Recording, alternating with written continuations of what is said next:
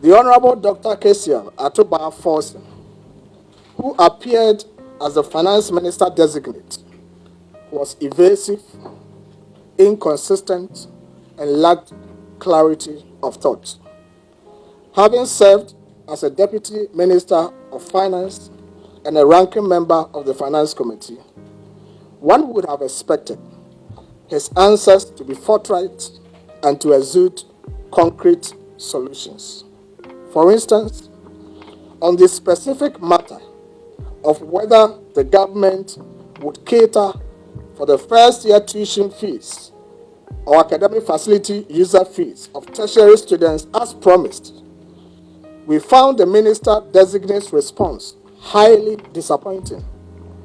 How can a finance minister-designate look into the faces of parents and young Ghanaian students and say that because he's not yet the minister, he cannot answer whether the pledge by President Mahama to pay for their fees will be honored?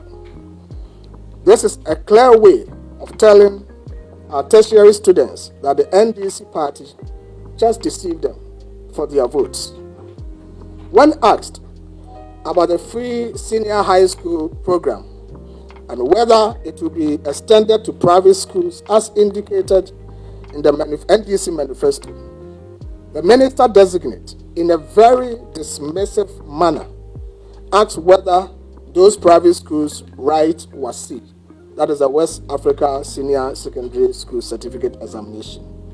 First, it was shocking to observe the minister-designate feign ignorance of the fact that there are many private senior high schools that write WASI. We can all recall that during the election campaign, President Mahama met the leadership of the private senior high schools and promised to include private schools in the free senior high school program. If President Mahama and the NDC knew that no private senior high school writes WASI, why did they promise to include them in the free senior high school program? For the information of the minister and President Mahama, there are private schools in Ghana that write WASI, and they are anxiously waiting to be included in the free senior high school program. What is the finance minister designate waiting for? Was this not their campaign promise? What informed the promise? Didn't they do the numbers first? In the case of the free senior high school, is the minister designate saying that only schools writing WASI are required for the free senior high school program?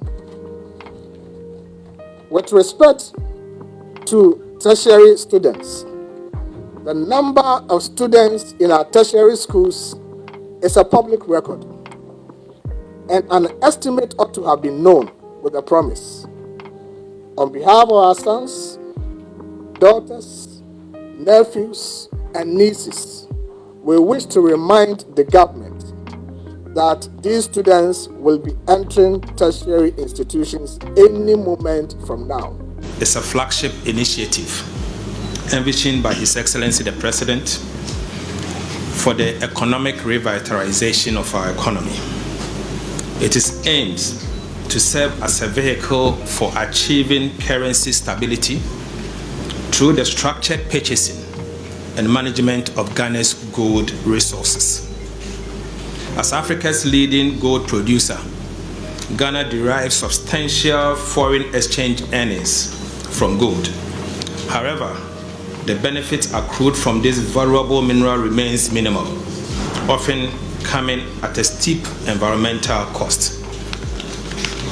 Ladies and gentlemen, historically, Ghana's revenue from gold have been confined to traditional sources such as royalties and taxes. The Ghanaian economy has not realized the full benefit of our gold resources. The time has come for Ghana to expand beyond royalties and taxes by harnessing the entire value chain of gold. As a nation, we must aspire to maximize the full benefit of our gold resources. This involves the optimizing every stage of the value chain, from extraction to refinery, value addition and marketing, both locally and internationally. The Ghana Gold Board will serve as a specialized agency to ensure effective marketing of Ghana's gold resources. The Ghana Gold Board will act as the sole buyer of gold from the legal small-scale mining sector through licensed aggregators and local traders. Upon its establishment, the Gold Board will also have an exclusive legal right as the sole assayer, seller, and exporter of gold purchased from the small-scale gold miners. The enabling legislation will clearly outline these mandates and mandate relevant sections of the Mineral Commission and Export Regulations and other auxiliary legislations. This will ensure 100% repatriation of forex from export of gold from the small-scale mining industry to support our national currency, the Ghana cedi. The 6,000 Ghana cedi per bag that you committed, would it be your benchmark in your advocacy and eventual decision for the cocoa farmer? Because they are listening. Thank you, Honorable Minority Leader. Mr. Chairman, cocoa money does not come to the pass, the consolidated fund. Cocoa money is outside the consolidated fund. It stays with the Ghana Cocoa Board. Ghana Cocoa Board uses this money part to buy cocoa, part to buy fertilizers and other inputs. I don't know what Cocoa Board is leaving behind. I don't know the extent of arrest they are leaving behind. I don't know the extent of debt that the Ghana Cocoa Board is leaving behind. I will not do this committee any good if I sit here and announce cocoa price. But as I've said, I remain a key advocate for the cocoa farmer. I will do so with the best of intention for the cocoa farmer. I recognize their sacrifices. I've spoke for them in the last 8 years, and I will continue to speak for the cocoa farmer. That I can assure you. But let's get to the Cocoa Board first and see what they have to do. I still maintain that the price they are paying the cocoa farmer is inadequate. I maintain that it's inadequate. Thank you. And there is more room for improvement. Thank you. Further question?